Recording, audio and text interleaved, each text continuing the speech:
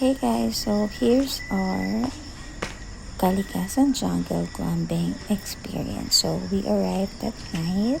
So meron naman siyang caretaker na nag-assist namin. So guys, kami Ilan lang lang nga pala yung cabin nakabook dito, at kuya? this time. Or nung araw na nag-book Ha? kami. This is somewhere in Calamba, Laguna. It's only an hour away from our home. But if you're in Manila, maybe an hour or two. Ayan. So, ideally, wag kayong magsuot ng heels or sandals. Mas okay na mag-slippers na lang kayo kasi medyo madulas. Although may pathway naman papunta doon sa tent. And these are the restrooms. So, nag-assign nga pala sa amin si kuya ng restroom. Ito yung gagamitin namin. But I think we can use the others. Wala tayong kasi 3-in-1 wala na namang coffee. ibang nakabook. And this is our tent. As you can see, may mga setup ng tent dito. We no longer need to bring our own.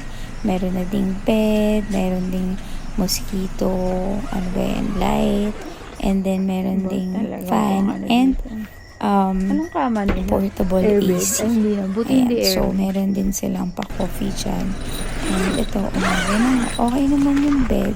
Siyempre medyo mahamog lang dito. So parang may amoy na basa yung bed. Pero meron din naman silang nilagay na parang Good morning. Fabcon. And then sobrang lamig sa umaga. So ayan, umaga na nga.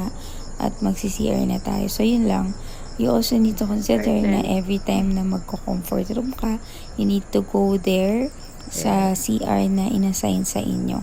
So, mas malapit nga pala yung CR dito sa common kitchen area and sa pool area. So, kung magdi-drinks kayo or kakain kayo, much better na doon na lang kayo kumain para pag nag-toilet kayo, hindi ganun kalayo.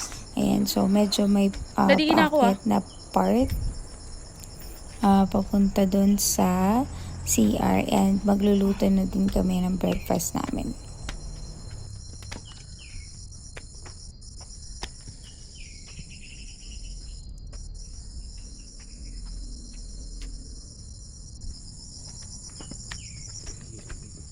Yung bibidyo ko. Dito ako mag 10,000 steps.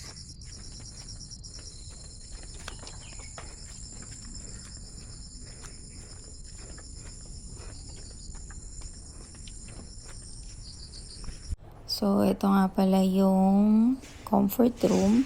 Meron siyang bidet, meron siyang bowl and shower.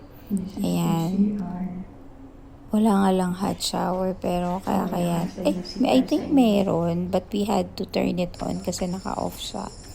And then punta na tayo sa may shared kitchen area.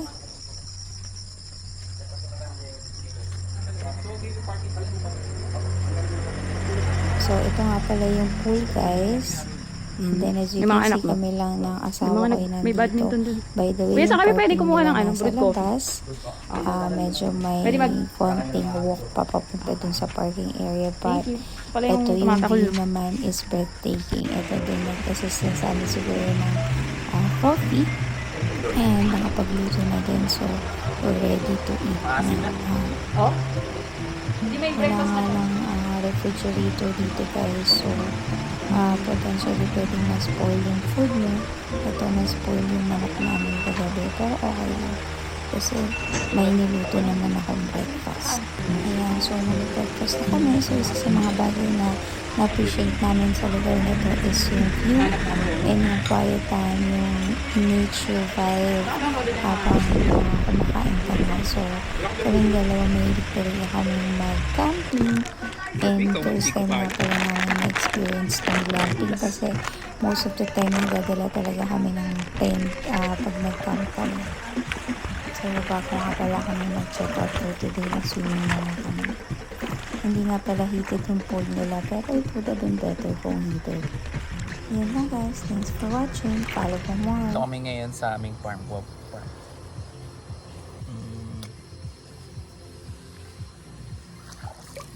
Sunburn.